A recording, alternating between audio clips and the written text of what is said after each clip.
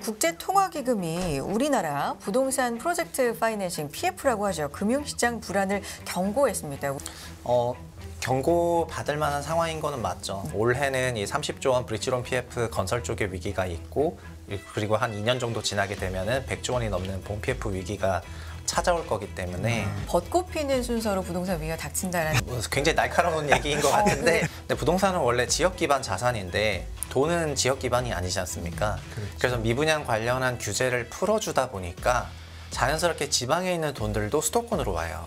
그래서 오히려 반대로 지방 미분양이 더 심해지기 시작을 해서 이런 양극화가 더 심화가 되고 있고, 앞으로도 아마 그렇게 좀 더 심화되지 않을까. 그래서 아마 올해 말 정도가 되면은 상당히 좀 더 혼란스러운 상황이 되지 않을까 하는 우려도 있습니다. 지금 PF도 똑같은데요. 네. 6개월 후에 만기가 돌아와서 자기 자본이 없으니까 거의 시행사 파산이 예상되는 상황이 굉장히 많은 상황에서도 막연하게나마 뭐라도 내주지 않을까.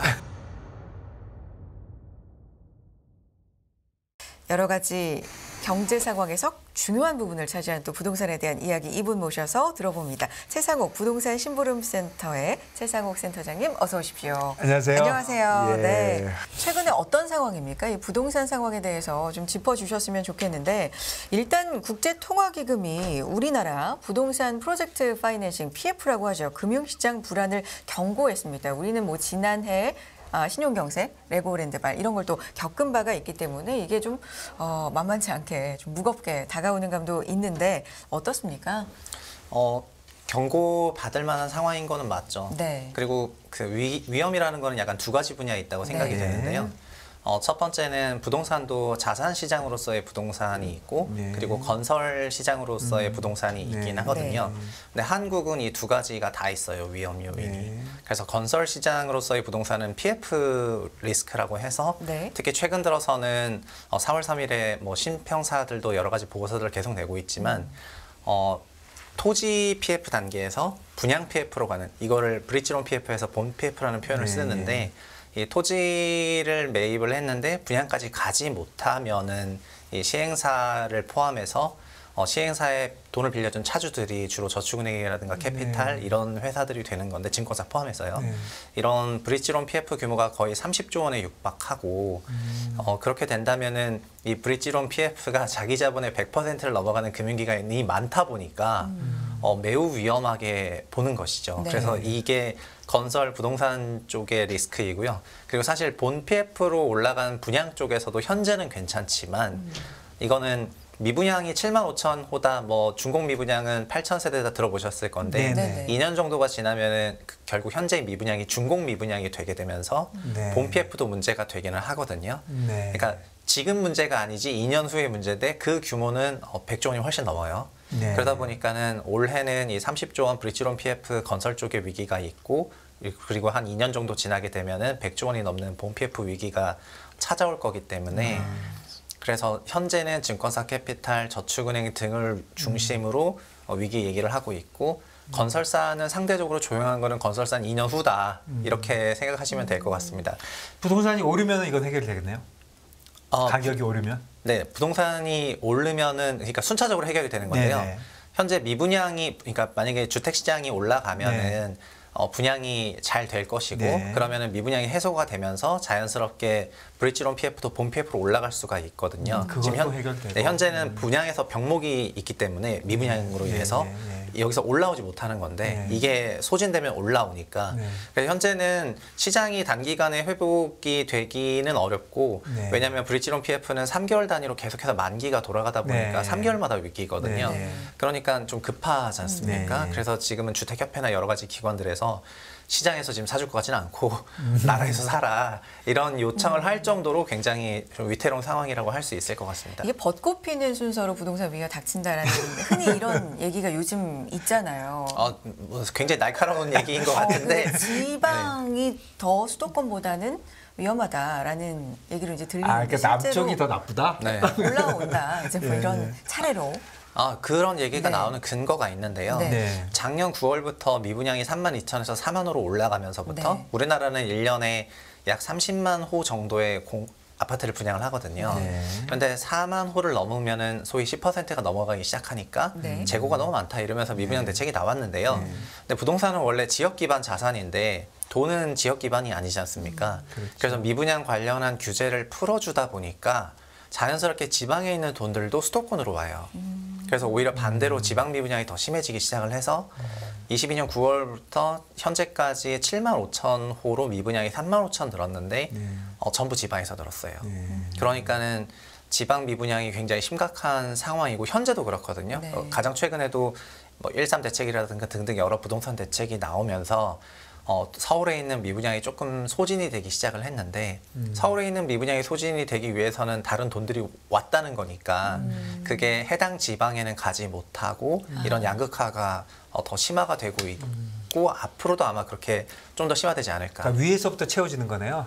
네, 맞습니다. 네. 그러니까 원래는 주택 분양이라는 거는 매우 지역 기반이어서 그 수요자 모집을 할 때도 당해 지역을 위주로 모집을 하게 되는데 미분양 주택은 그런 게 없고 제일 좋은 자산으로 올 거기 때문에 지방에서도 서울로 또 수도권으로 이렇게 오고 있습니다. 그렇네요. 네. 네. 13 대책 얘기를 해주셨으니까 사실 정부가 부동산의 급격한 경착륙이라든지 이런 걸 막기 위해서 여러 가지 규제 완화를 좀 내놨고 대표적으로 13 대책이 있는데 이게 효과가 있습니까?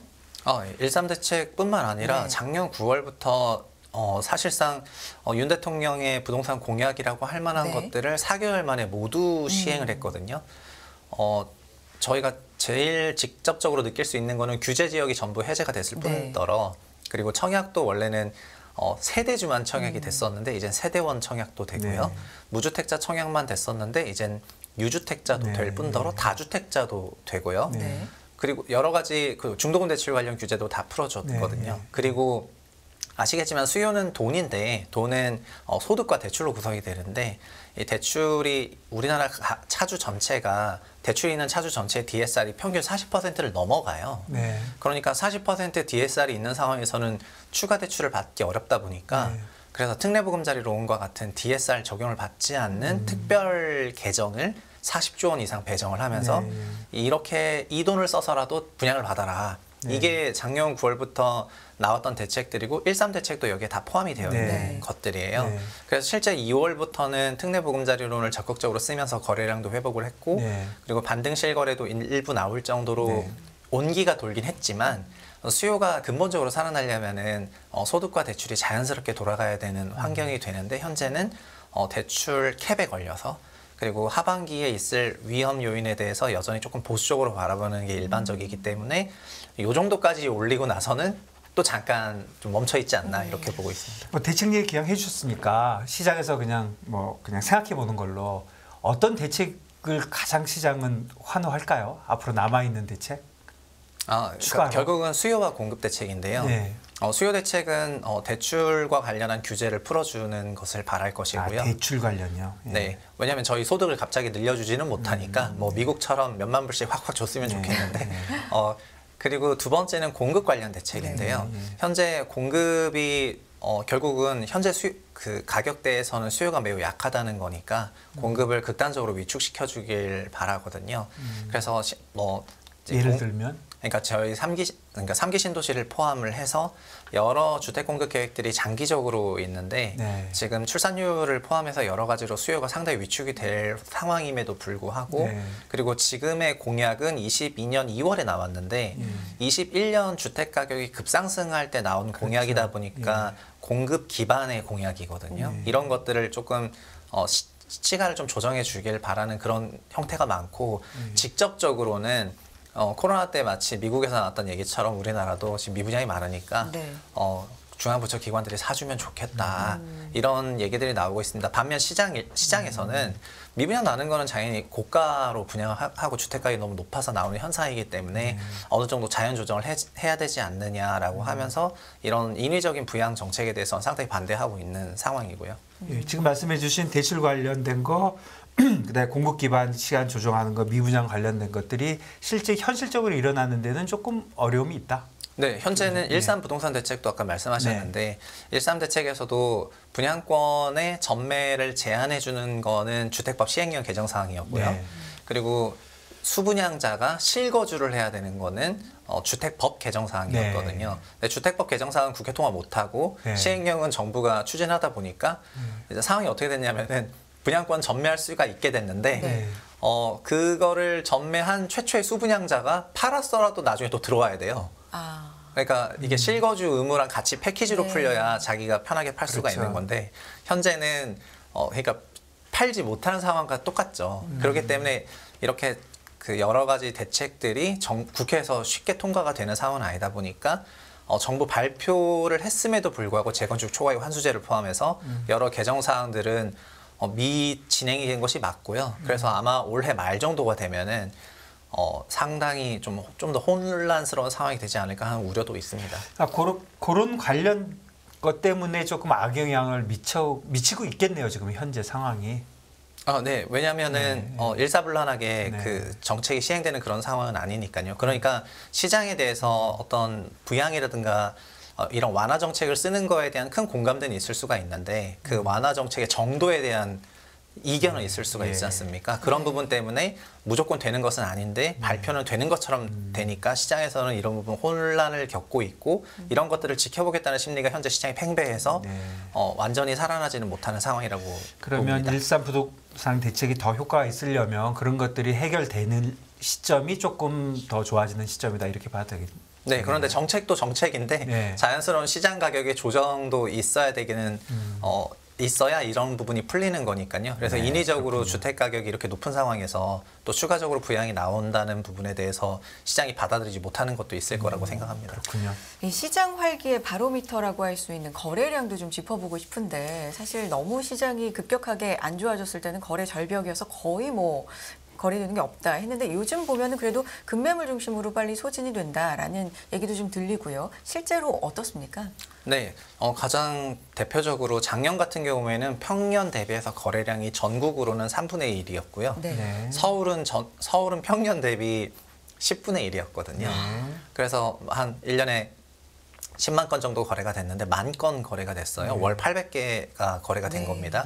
현재는 월에 2월 기준으로 2,000건, 서울에서 2,000건 이상이 나왔기 때문에 전년비 플러스 100% 이상의 성장이 나왔음에도 불구하고 원래 대비하면 한 5분의 1 되나요? 네, 5분의 1, 4분의 1 이 정도라고 보시면 될 것 같습니다. 그러다 보니까 작년이 어느 정도 위축됐는지를 저희가 알 수 있는 거고요. 그리고 올해는 살았음에도 불구하고 여전히 평년보다 상당히 그 활력은 떨어지는 상황이죠. 그렇게 보시면 될 것 같습니다. 근데 거래량이 살아나는 게 좋은 지표가 되는 거 맞습니까? 네, 기본적으로 거래는 쌍방이 가격에 합의해야지 일어나는 건데 그래서 거래가 안 일어나는 순간은 한쪽은 비싸다고 생각하거나 매우 싸다고 생각하는 거여서 거래가 많이 일어나는 게 기본적으로 무조건 좋은데요. 다만 거래를 하기 위해선 수요자 입장에서 돈이 있어야 되는데 그 돈을 현재 특례론 같은 DSR 적용되지 않는 것을 통해서 조금 인위적으로 주입한 돈이니까 이런 거가 한시적인 거래 완화에는 도움을 주지만 근본적인 거래 회복에는 부족하지 않느냐 이런 시각들이 있습니다. 예, 아까 말씀해 주신 대출 관련된 게 중요해 보이네요. 지금까지는 지금까지의 상황이었다면 그래서 앞으로는 좀 어떻게 전망을 센터장님께서는 하고 계신지 궁금합니다. 부동산 시장에 대해서 일단은 뭐 2분기, 3분기 앞으로 남아있는 올해 어떻게 보고 계세요? 네, 그래서 시장은 제가 오늘 말씀드린 거는 건설 PF 쪽의 그런 위험 요인들 위주로 말씀을 드린 것 같은데요. 자산 시장 역시 우리나라 지수 기준으로 주택 지수가 약 20% 정도 하락을 했고요. 사실 미국은 주택 지수도 3%밖에 하락을 하지 않았어요. 작년 같은 그런 어마어마한 금리 상승 기간에요.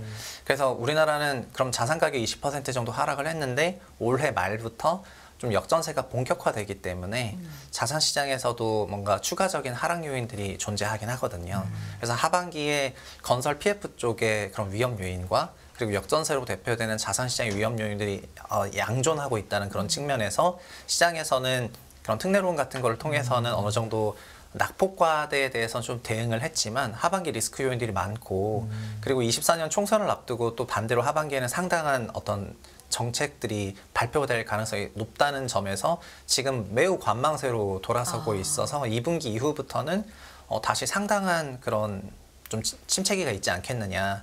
그리고 하반기가 그리고 그런 침체기가 여기서 더 아래로 갈지 아니면 뭐 횡보할지 아니면 다시 반등을 세울지에 대한 그런 분기점이 되는 기간이라고 생각을 하는데 저는 조금 위험 요인들이 많다 보니까 좀 보수적으로 전망을 하고 있습니다.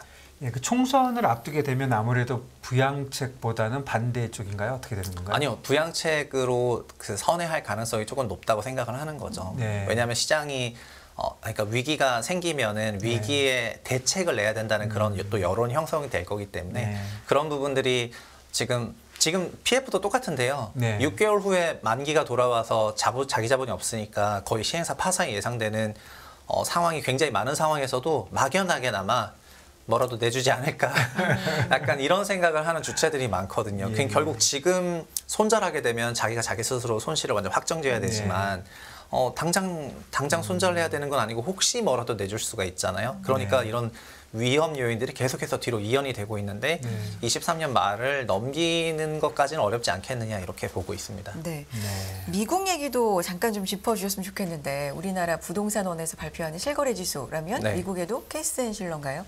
이 네네. 지수가 있는데 이걸 바탕으로 해서 또 분석을 해주신다면 어떤 상황일까요? 네, 외국에서는 우리나라처럼 발표되는 주간 가격 동향은 없고요. 네. 네. 월간으로 발표되는 지수가 있고 네. 캐스앤실러 전체하고 또 20개 대도시 지수 등이 있는데 네. 지수 기준으로는 미국이 3에서 5% 정도 하락했을 뿐이고 고점 탑에서요? 대비. 네, 고점 대비? 네, 전고점 예. 22 전고점 대비해서요. 네.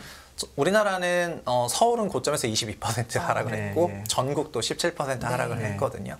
그래서 미국 주택 건설 회사조차도 지금 현재는 심지어 올해는 미국이 그나마 냉각이고 하반기에는 주택 시장은 좀 스트롱하다. 그리고 미국의 가계 대출은 GDP의 70%밖에 되지 않는데 우리나라는 105%가 넘어가요. 그러다 보니까 가계 신용 역시 매우 안전하다. 참고로 08년 금융위기 때 미국 가계 신용이 100%를 넘었었거든요. 그러다 보니까 현재 미국 가계 기준으로는 소득 대비 그렇게 부담되지도 않는 상황에서 주택가격 조정이 일부 있긴 했지만 그럼에도 괜찮다는 거고요. 그래서 미국은 자산시장의 위기가 별로 주택 관련해서는 자산시장 위기가 현재는 없고 한국은 자산시장 위기도 있고 그리고 건설시장 위기도 있다 보니까 미국과 정말 매우 상이한 상황이라고 생각이 됩니다. 아, 그게 똑같은 게 아니군요. 네. 그러니까 미국이 오른다고 그래서 우리가 쉽게 쫓아가는 것도 아니다. 네, 그래서 미국은 현재는 주택이 아니라 좀 네. 상업용 부동산, 금리의 영향을 많이 받는 게 상업용 부동산이니까 상업용 부동산이 고점비 물려 있는 거 아니냐 네. 이러면서 위험 요인들이 하우징이 아니라 이런 커머셜로 옮겨가고 있는 것 같고요. 우리나라는 하우징도 위기고 커머셜도 위기고 그래서 자산 시장에서 상당히 좀 불안 요인들이 많은 상황입니다. 아, 그렇군요. 네. 예, 오늘 뭐 전체적으로 너무 많이 배웠습니다. 이게 마지막 질문이 될 것 같은 사실 가장 궁금해하시는 질문일 수도 있고요. 집값이 지금이 바닥이냐 아니냐 뭐 이걸 가지고는 상당한 뭐 시간이 필요한 예. 논란이 필요한 얘기인 것 같고요. 그래서 중요한 건 내 집 마련 시기인 것 같아요. 근데 센터장님 앞선 말씀으로는 상당 부분 침체기가 조금 더 길게 갈 수 있다라는 말씀을 주셨는데 그래서 적절한 시기는 언제로 좀 잡아보면 될까요? 저는 집이라는 건 자기 그 생활에 맞춰서 자기 이제 라이프 사이클에 맞춰서 선택을 하게 되는 거다 보니까 네. 그런 본인들의 라이프 사이클이 경기 상황과 잘 맞아 떨어지면은 굉장히 운이 좋은 가구에 해당이 되고 그렇죠. 그렇지 않으면은 조금 불운하다고 할 수도 있지만 근데 제가 생각할 때는 올해 하반기 정도는 그래도 좀 지켜보시는 게 좋을 것 같고요. 다만 올해 전체로 놓고 보면은 분양가 상한제 적용 주택이나 또 미분양 주택들 중에서도 분양가를 상당히 할인할 가능성이 높아지기 때문에 분양과 관련해서는 정보를 계속해서 얻으시다가 자기 지역의 주택들에 관심을 좀 가져보시면 좋을 것 같고 특히 수도권 같은 경우에는 더더욱더 이런 좀 청약과 관련해서는 인기가 있을 거라고 생각되는 구간들이 있으니까 좀 살펴보시면 좋을 것 같습니다. 그리고 3기 신도시 같은 경우에는 지금은 분양 관련 규제를 다 풀어주다 보니까 분양과 관련 규제가 없고 그냥 더 고가의 분양이 되면서 미분양이 늘어나고 있어요. 네. 네. 그런데 반대로 3기 신도시는 여전히 분양가 관련 규제가 있다 보니까 분양가 상한제로 공급을 하고 있고 상한제는 분양 원가제의 다른 이름이거든요. 그래서 가장 낮은 가격에 제조 원가로 공급하는 주택이라고 생각하시면 이런 공공 택지에 공급하는 주택들을 청약하시는 거는 전체적인 거시 상황과 무관하게 하셔도 괜찮을 거라고 생각을 하고 있습니다. 민간에서 좀 고가 분양을 하는 것들은 미분양 리스크가 있기 때문에 이런 거 좀 피해야 되겠지만 공공택지 분양은 최선을 다해서 알아보시면 좋을 것 같다. 그렇군요. 좋습니다. 깔끔하게 전략까지 제시해 주셨고요. 최상욱 부동산 심보름센터의 최상욱 센터장 함께했습니다. 고맙습니다. 오늘. 감사합니다. 네, 굿모닝 인포맥스 준비한 내용 여기까지입니다. 좀 다양한 내용 저희가 전달해 드리기 위해서 네. 오늘 부지런히 달려와 봤는데요. 많은 도움이 되셨기를 바라면서 저희는 내일 아침에도 이른 아침 인사드리겠습니다. 함께해 주신 여러분 고맙습니다. 감사합니다.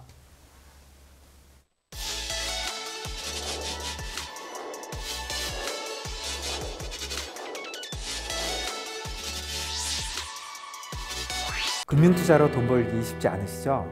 그런데 불가능한 것도 아니죠.